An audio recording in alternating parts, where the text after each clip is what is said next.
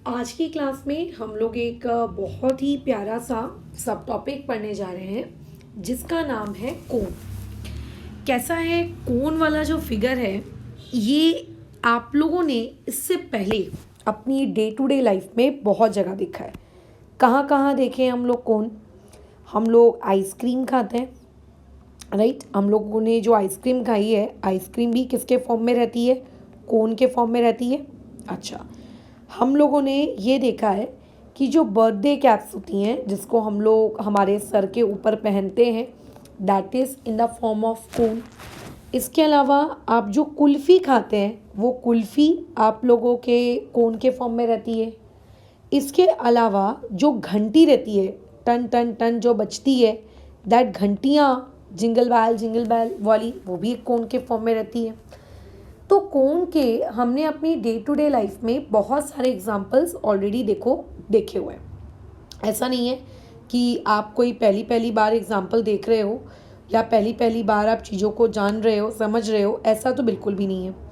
अब बात ऐसी है कि हमें आज की क्लास में इस कोन वाले टॉपिक से रिलेटेड कुछ बहुत ही इम्पॉर्टेंट डेरिवेशंस करने हैं कि आखिर कोन का वॉल्यूम ऐसा कैसे आया, आखिर कोन का सरफेस एरिया वैसे कैसे आया, आखिर कोन ऐसा कैसे, वैसा कैसे, तैसा कैसे।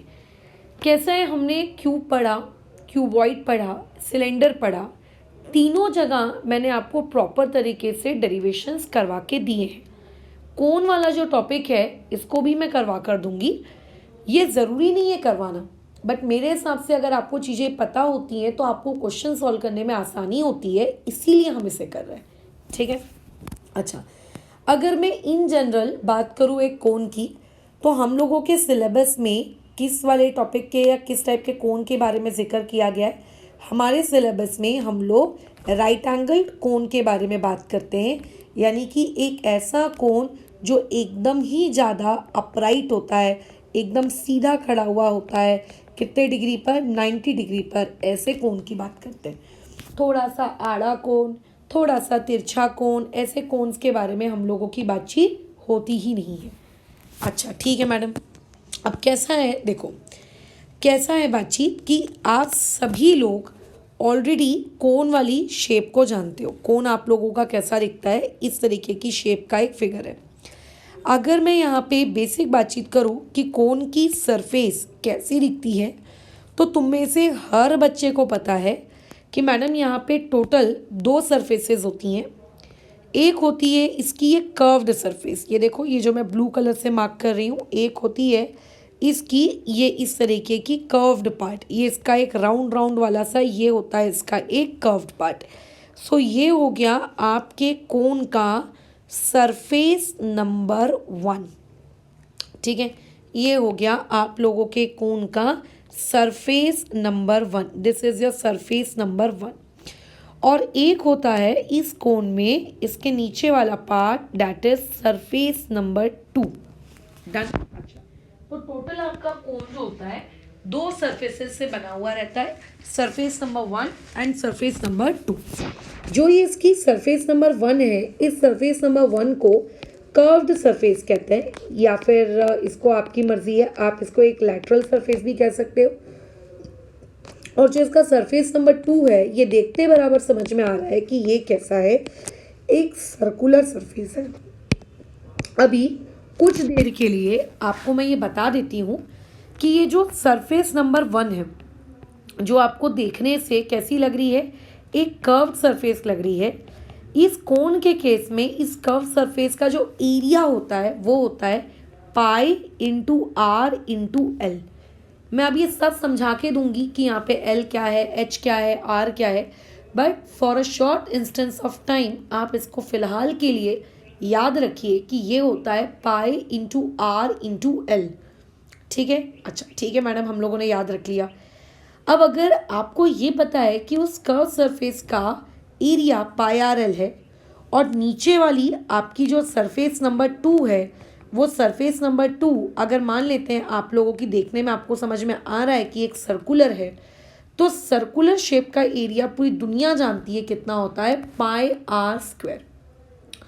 तो कल को मान के चलो किसी ने अगर आपसे ये पूछा कि भाई मुझे मेरे कोन का टोटल सरफेस एरिया कैलकुलेट करना है, मुझे क्या कैलकुलेट करना है, मेरे कोन का टोटल सरफेस एरिया कैलकुलेट करना है, जिसे शॉर्ट फॉर्म में क्या कहा जाता है, आपका TSA कहा जाता है।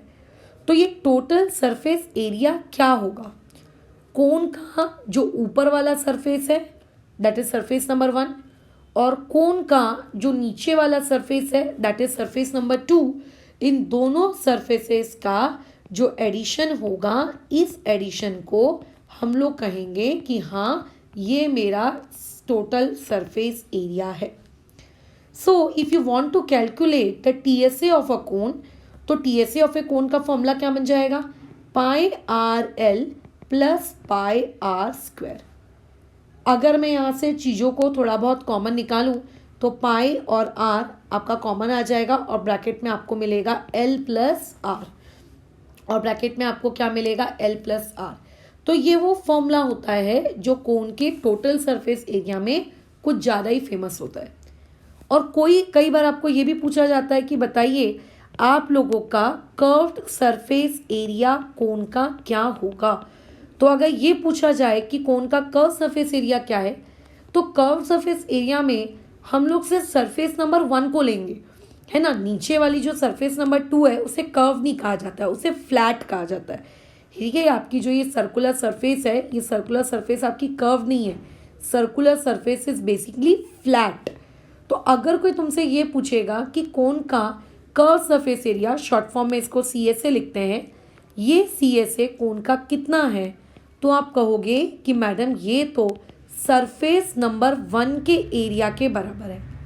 एंड ऑलरेडी हमने डिराइव किया है कि हमारा कर्व्ड, डिराइव नहीं किया है, मैंने आपको बताया है कि ये जो कर्व्ड पार्ट है, इस कर्व्ड पार्ट का एरिया फिलहाल के लिए आप मान लीजिए कितना होता है, पाई आर एल। तो इसीलिए कोन का कर्व सरफेस एरिया भी कितना आएगा, पाई आर एल आएगा। ठीक है, अच्छा ठीक है। अब देखो पेपर में या क्वेश्चंस में आपको अलग अलग प्रकार की कंडीशंस दी होती हैं। जैसे कि क्वेश्चन नंबर 1 में आपको मान लेते हैं एक ऐसा कोन बनाकर दिया गया जो कोन ऊपर से भी क्लोज है और ये वाला कोन नीचे से भी क्लोज है, और फिर किसी ने कहा कि जाओ जाके इसका एरिया कैलकुलेट करो। तो क्योंकि ये कोन ऊपर से भी क्लोज है और क्योंकि ये कोन नीचे से भी क्लोज है, तो इसका मतलब इसकी दोनों सर्फेसेस क्लोज हैं, यानी कर्व्ड भी आएगा प्लस इसमें नीचे सर्कुलर वाला पार्ट भी आएगा।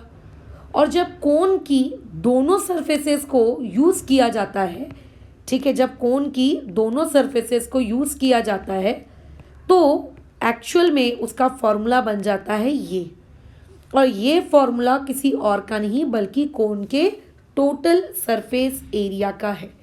इसका मतलब ये कि अगर आप कोन की दोनों सरफेसेस अगर आपकी क्लोज हैं, तो दोनों सरफेसेस क्लोज होने की वजह से आप वहाँ पे कोन का TSA वाले फॉर्मूले का इस्तेमाल करेंगे। बट अगर मान के चलिए आपके पास कोन है और कोन का ये वाला जो कर्व वाला पार्ट है ये क्लोज है, लेकिन ये नीचे वाला पार्ट ओपन है, और फिर किसी ने कहा कि जाओ जाके इसका एरिया कैलकुलेट करो, तो एरिया में सिर्फ उन्हीं चीज़ को काउंट किया जाता है जो क्लोज होती हैं।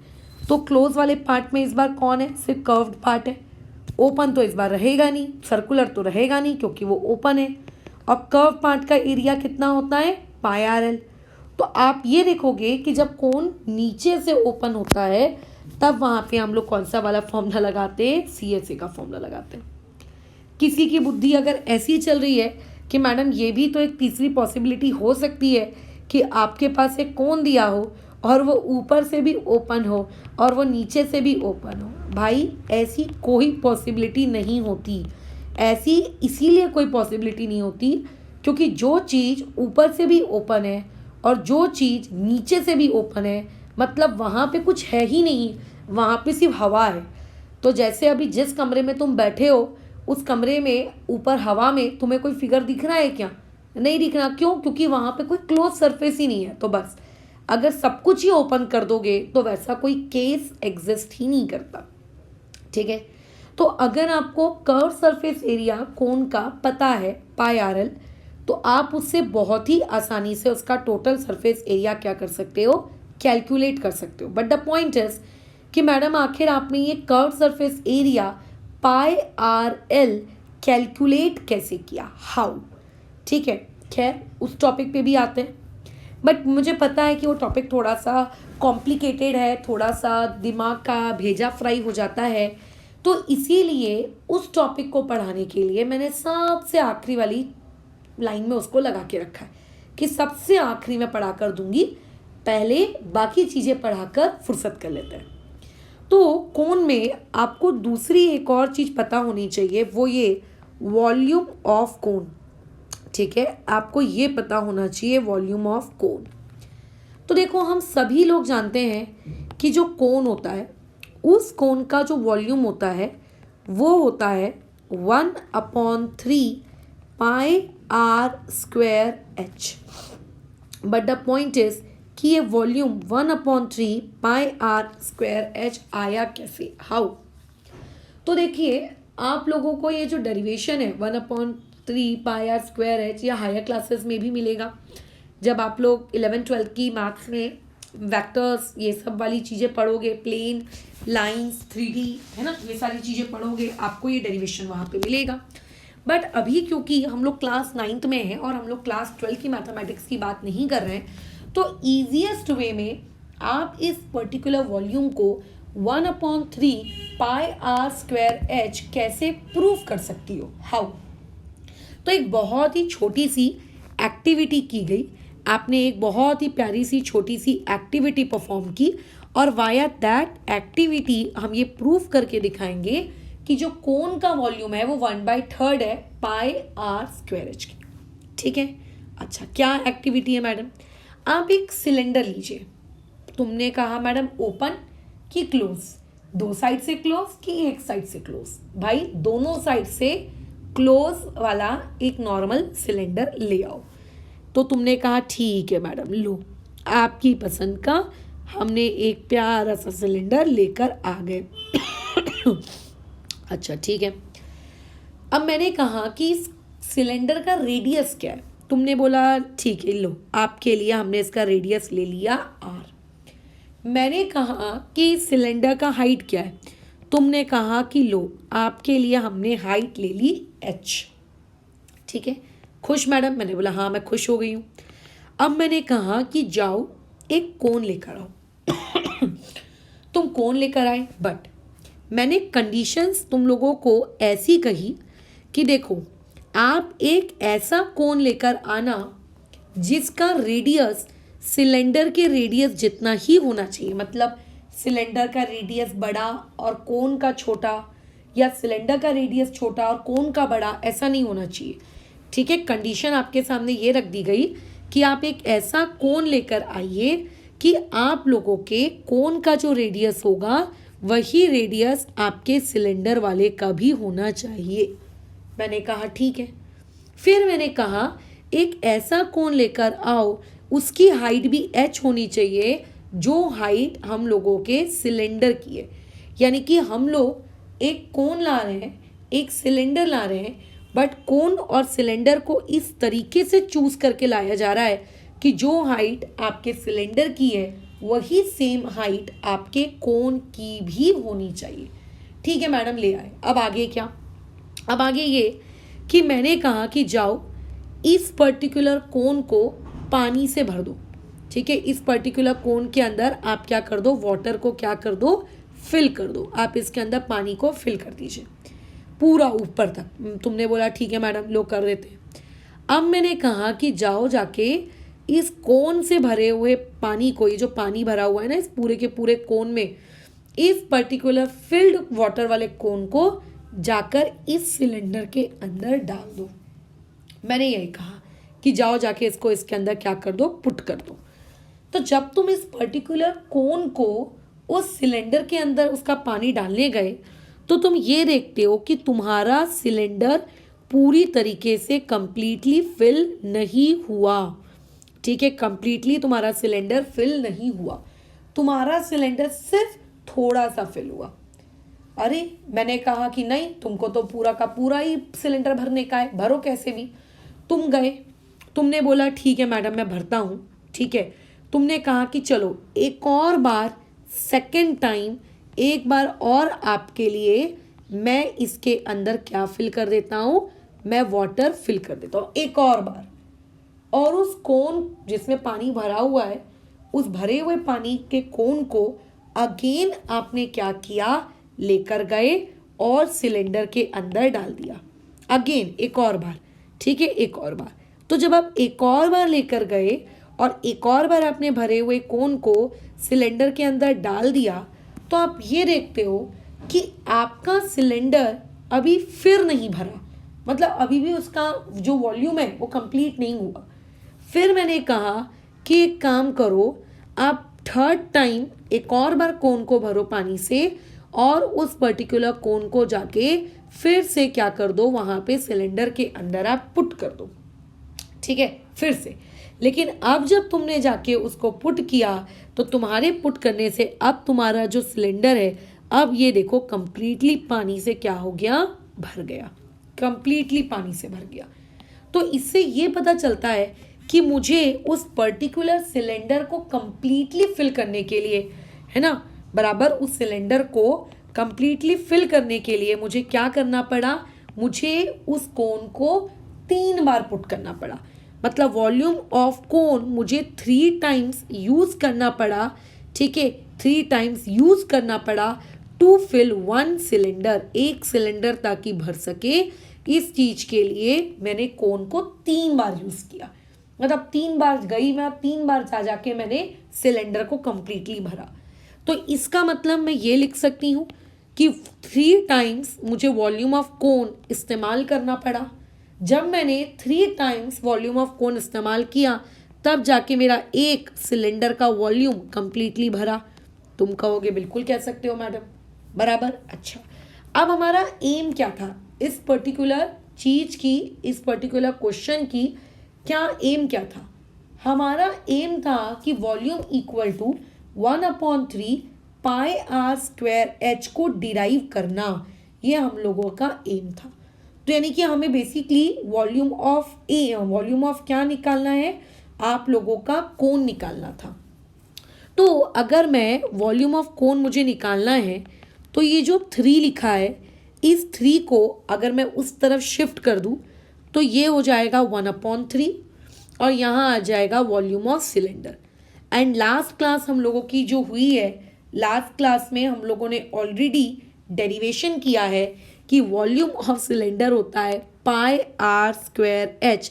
सो देयरफॉर यहाँ से वॉल्यूम ऑफ कोन, इसका फॉर्मूला निकल के आ गया 1/3 पाई आर स्क्वायर एच। हम में से सभी लोग ये 1/3 पाई आर स्क्वायर एच वाले फॉर्मूले को, ठीक है, क्या करते हैं, आप लोगों का यूज करते हैं, है ना। लेकिन ये नहीं पता होता है कि ये चीज आई कहाँ से। ये हमने एक एक्टिविटी के वाया किया। इसी चीज को आप मैथमेटिकली भी डिराइव कर सकते हो, ठीक है, बट उसको डिराइव करने के लिए आपको थोड़ा सा हायर लेवल की, क्लास 10th से ऊपर लेवल की मैथमेटिक्स की रिक्वायरमेंट है। डन। हाँ, बस इस तरीके से कोन और सिलेंडर को चूज करना है कि दोनों का रेडियस और दोनों का हाइट सेम होना चाहिए। ऐसा क्यों?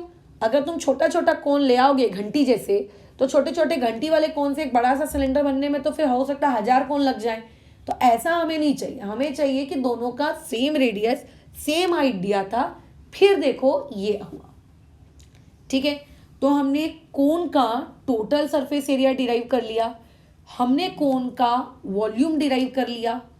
अब बात आती है कि मैडम आप कोन का कर्व सरफेस एरिया यानी कि पाई आर एल डिराइव करके दिखाओ। बट कोन का curve surface area pi r L derive करने से पहले सबसे ज़्यादा ये ज़रूरी है हम लोगों के लिए सीखना कि आखिर कोन होता क्या है, व्हाट इज कोन, ठीक है, what is cone, what is cone. आपको अगर ये पता है कि कोन क्या है, कोन क्या चीज़ है, तो ऐसे केस में आप लोग यहाँ पे आसानी से उस डेरिवेशन को समझ सकते हो। ठीक है, तो देखो तुम्हारे सामने एक छोटा सा यहाँ पर मैंने एक एनिमेटेड रखा है, इसके वाया हम कोन को समझने की कोशिश करेंगे। कैसे, देखिए, आपको 3 चीज़ें चाहिए हैं कोन को समझने के लिए। आपको चीज़ें, एक मिनट, आपको 3 चीज़ें चाहिए कोन को समझने के लिए। एक चाहिए आपको सर्कल, ठीक है, और एक चाहिए सॉरी हाँ, मुझे कफ एंड कोल्ड काफ़ी है। हाँ, अब है आप लोगों के पास इस तरीके से एक राइट एंगल ट्रायंगल, ठीक है। अच्छा, अब हमको समझना है कि हम लोगों का कोन आखिर बनता कैसे है। जैसे हम लोगों को ये पता है क्यूब कैसे बनता है, ढेर सारे स्क्वायर्स को जब आप एक के ऊपर एक के ऊपर एक स्टैक करते हो तब बनता है। क्यूबॉइड कैसे बनता है, ढेर सारे रेक्टेंगल्स को एक के ऊपर स्टैक करते हो तो बनता है। बहुत सारे सर्कल्स को जब आप एक के ऊपर एक स्टैक करते हो तो सिलेंडर बनता है। अब हमें ये जानना है कि कोन कैसे बनता है। तो कोन कैसे बनता है ये जानने के लिए आप लोगों ने एक राइट एंगल ट्रायंगल लिया। राइट एंगल ट्रायंगल में ये जो आपको दिख रहा है, जिसको मैंने पिंक कलर से शेड किया है, ये बेसिकली उस राइट एंगल ट्रायंगल की हाइट है, ठीक है। ये उस राइट एंगल ट्रायंगल की क्या है, हाइट है, जिसको हमने इंडिकेट किया है सिंबल H से। अब देखो, इस हाइट को मैंने एकदम फिक्स किया है, फिक्स, ठीक है। फिक्स का मतलब, जैसे जमीन में हमने इमेजिन करिए कोई डंडा गाड़ दिया है एकदम, उस तरीके से हमने यहाँ पे इसको क्या कर दिया है, फिक्स कर दिया है, ताकि कुछ भी हो जाए ये पर्टिकुलर हाइट इस ट्रायंगल की हिलनी नहीं चाहिए, एकदम फिक्स करके रखा है हमने। इस राइट एंगल ट्रायंगल की इस हाइट को क्या कर दिया है, फिक्स्ड कर दिया।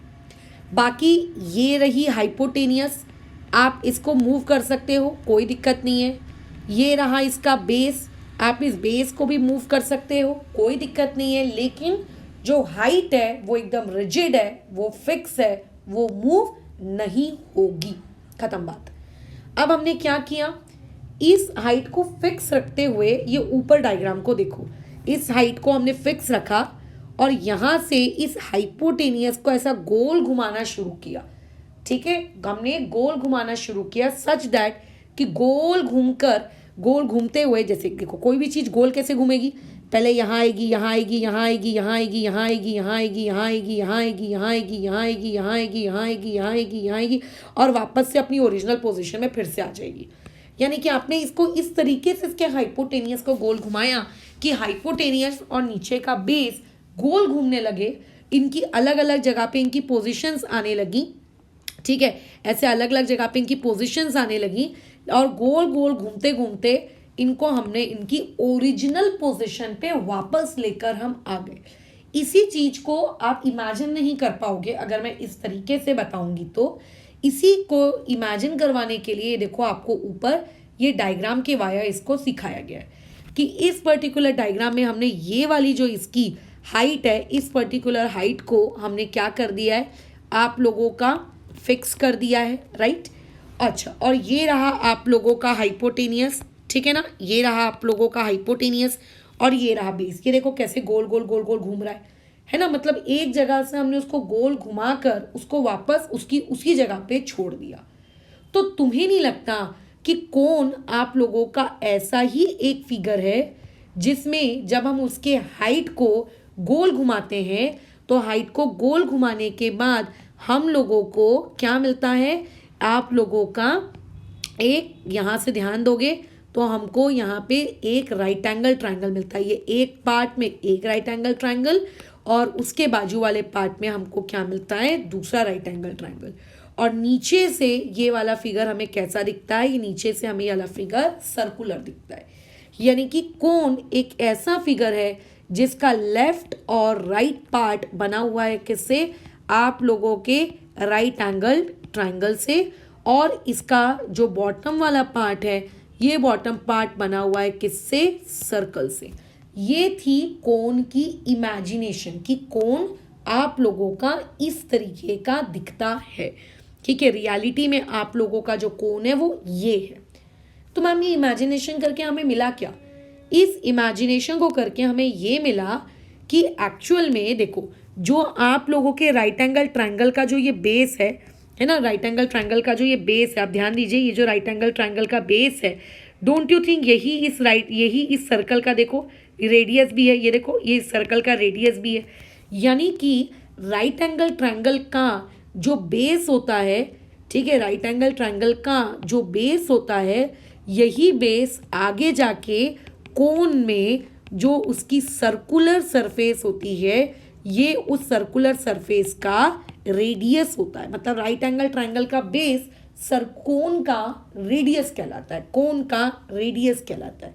तो if I do have a cone, अगर मान के चलिए मेरे पास इस तरीके से कोई कोन है, तो पहली चीज तो ये पता होनी चाहिए कि इसमें इस पॉइंट से इस पॉइंट तक इसे हाइट कहते हैं, जिसे हमने फिक्स किया था, और इस पॉइंट से इस पॉइंट तक को हम लोग रेडियस कहते हैं। एंड यहाँ पे 90 डिग्री होगा, क्योंकि मैंने क्या कहा था कि आप उस हाइट को इस तरीके से फिक्स करो जैसे कि कोई चीज़ ज़मीन में एकदम अपराइट खड़ी होती है। और जैसा कि हमारा अभी बातचीत हुआ, डोंट यू थिंक कि ये एक राइट एंगल ट्रायंगल है, और अगर ये एक राइट एंगल ट्रायंगल है तो ये हाइपोटेनियस हुआ। बट कोन के केस में इस हाइपोटेनियस को हम लोग हाइपोटेनियस नहीं कहते हैं, इसको हम लोग कहते हैं स्लैंट हाइट। सो देयरफॉर ये हम लोगों की कोन की है तो हाइपोटेनियस, लेकिन इसे कहते हैं स्लैंट हाइट, बराबर, इसे क्या कहते हैं, slant height. And I do think, मुझे ऐसा लगता है कि तुम और मैं, हम सभी लोग पाइथागोरस थ्योरम से बहुत ही अच्छे तरीके से अवेयर हैं। हमें पता है कि पाइथागोरस थ्योरम किस बला का नाम है। तो अगर मैं इस पर्टिकुलर ट्रायंगल में पाइथागोरस थ्योरम लगाऊंगी तो पाइथागोरस थ्योरम क्या होगा, स्लैंट हाइट का square equal to r square plus h square. बस यही चीज़ आपको याद रखनी है। ये कोन के इसमें आपका formula number 3। So formula number 1 was total surface area, formula number 2 was आपका volume, and formula number 3 is slant height, radius and h के बीच का रिलेशनशिप। अब यहाँ पे हम लोग बात करते हैं सबसे बड़े मिस्टेक पॉइंट की। मैक्सिमम बच्चों को ये लगता है कि मैडम एल का स्क्वायर है। अच्छा, तो एक काम करो मैडम, एल का स्क्वायर हटा देते हैं और यहाँ पे इसको भी, इन दोनों का भी स्क्वायर हटा देते हैं। ऐसा आप नहीं कर सकते।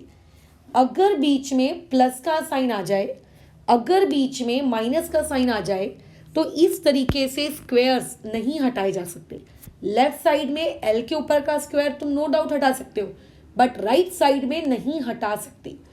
कई लोगों को ये लगता है क्योंकि मैडम राइट साइड में दो दो स्क्वायर्स हैं, तो दो दो स्क्वायर लिखने से बेटर है कि हम एक काम करते हैं, आर प्लस एच को ब्रैकेट में लिख के उसके ऊपर स्क्वायर दे देते हैं। तो ये भी नहीं करना, this is also a wrong practice. आप ना तो उसका स्क्वायर रूट ले सकते हो और ना ही आप इस तरीके से प्लस या माइनस होने पे पावर को क्या कर सकते हो, कॉमन निकाल सकते हो। These two things are not possible. अच्छा, फिर करेक्ट वे क्या है, what is a correct way? So correct way देखो इस चीज का ये है कि लेफ्ट हैंड साइड में तो नो डाउट एल आ जाएगा, बट राइट हैंड साइड में under root of r square plus s square आएगा, ऐसा। ठीक है, अब इसमें आपको वेरिएशंस क्या देखने को मिलते हैं, आपको कभी आर की वैल्यू दे देता है, कभी एल की वैल्यू दे देता है और इस फॉर्मूले में पुट करके एच मांगता है, कभी आर दे देता है, कभी एच दे देता है और एल मांगता है। So these are the variations which can be asked. अब यहाँ पे हमने ये सब देख लिया कि कोन में पाइथागोरस थ्योरम क्यों लगा, कोन की हाइट कहाँ गई, कोन में पाइथागोरस थ्योरम में हाइपोटेनियस कौन बना। अब हमको ये सीखना है कि कोन का curved surface area pi r L कैसे आया। तो देखो, खैर जैसे कि तुमको दिख रहा है यहाँ पे, देखो बैटरी बहुत कम है। अगर मैंने अभी इस क्लास को कंटिन्यू करा तो जितनी भी हमने अभी पढ़ाई की है ये कुछ भी सेव नहीं होगी, ये पूरा का पूरा डिलीट हो जाएगा। तो मैं नहीं चाहती कि इतनी देर का प्रवचन जो मैंने तुमको दिया है ये डिलीट हो जाए। सो फॉर दैट हम लोग अभी फ़िलहाल इस डिस्कशन को यहाँ पे रोक रहे हैं। इसके आगे की जो क्लास रहेगी जस्ट इसके बाद वाली, देखो मैंने तैयारी भी करके रखी है ना, तो उस आगे वाली क्लास में मैं आपको ये सिखा दूंगी कि कोन का curve surface area pi r L कैसे आया। किसी भी प्रकार का कोई भी डेरिवेशन कोन का, सिलेंडर का, स्पीयर का, हेमिस्फीयर का आपके सिलेबस में नहीं आने वाला है। जब नहीं आने वाला है तो हम पढ़ क्यों रहे हैं? हम सिर्फ इस पर्पस के लिए पढ़ रहे हैं ताकि हम लोगों को रेक्टिफिकेशन करने से पहले कंसेप्चुअली चीज़ें क्लियर हो कि अच्छा ये चीज़ कैसे आई। बट अगर कोई इस प्रकार का है कि नहीं यार मेरे को जानने में कोई इंटरेस्ट नहीं है, पाई आर एल कहाँ से आया, मैं सीधा फॉर्मूले में वैल्यू पुट करके आंसर निकालने में इंटरेस्टेड हूँ, देन दैट व्यक्ति कैन स्किप दिस पार्ट। ठीक है, नो कंपल्शन फॉर एनी। ठीक है, खैर फिलहाल इस डिस्कशन को अभी यहाँ पे हम लोग